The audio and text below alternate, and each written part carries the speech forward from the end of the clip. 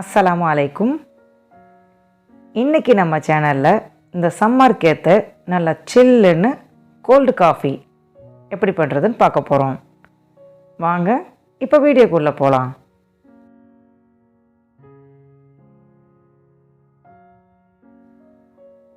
Instant coffee தூள் 2 table spoon.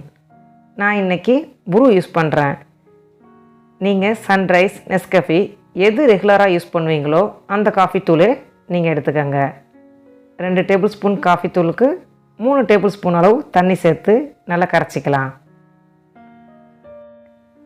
கரைச்சி வச்ச காஃபி தூளை ஒரு வாட்டி கலந்து விட்டு மிக்ஸி ஜாருக்கு மாற்றிக்கலாம்.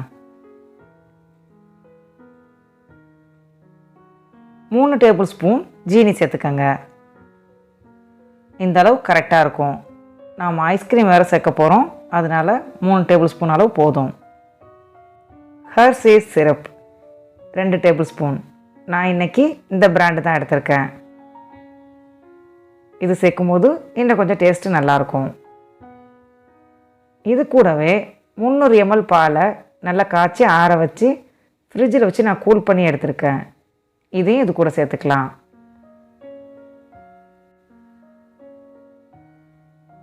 Ice cube 4.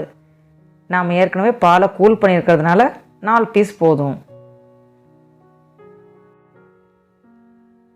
இது கூடவே 2 ஸ்கூப் வெண்ணிலா ஐஸ்கிரீம். ஐஸ்கிரீம் சேர்க்கும் போது தான் ரொம்ப ரிச்சாக நல்லாயிருக்கும். எல்லாத்தையும் சேர்த்து நல்லா அடிச்சிட்டு வந்துடலாம். நம்மளோட கோல்ட் காஃபி ரெடி ஆயாச்சு. இப்போ நாம் கிளாஸை டெக்கர் பண்ணிக்கலாம். கிளாஸை சுற்றி சிரப்பு அப்ளை பண்ணிக்கோங்க.